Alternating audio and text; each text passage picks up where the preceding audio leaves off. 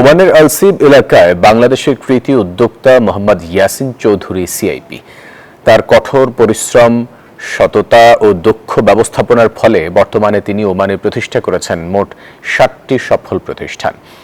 এসব প্রতিষ্ঠানে কর্মসংস্থানের সুযোগ সৃষ্টি হয়েছে প্রায় ৩০০ জন বাংলাদেশির জন্য। সফল এই রেমিটেন্স যোদ্ধা শুধু নিজের না, দেশের অর্থনীতি শক্তিশালী করতে অবদান রেখে চলেছেন প্রতিনিয়ত।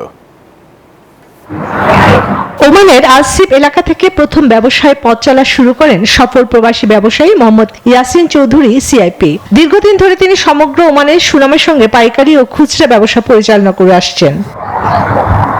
পদ্মা সেতু, মেট্রো রেল এবং এলিভেটেড এক্সপ্রেসওয়ে নির্মাণের গর্বিত অংশীদার বসুন্ধরা সিমেন্ট। চট্টগ্রামের রাউজান উপজেলার দক্ষিণ শর্তা গ্রামে সন্তান ইয়াসিন।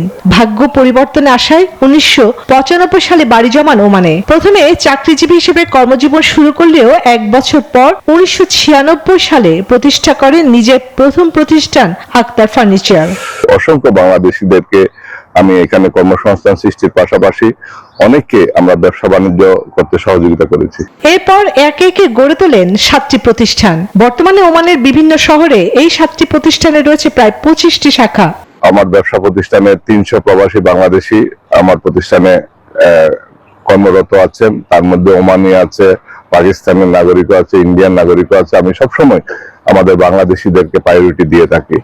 বিদেশের মাটিতে বাংলাদেশের গৌরব ছড়িয়ে দিচ্ছেন এই সফল উদ্যোক্তা। আমরা এখানে যারা অসুস্থ মানুষ, প্রবাসীরা বিভিন্ন হসপিটালে চিকিৎসাধীন অবস্থায় থাকে, আমরা আমাদের সাধ্যমতো চেষ্টা করি তাদেরকে সহযোগিতা করার জন্য।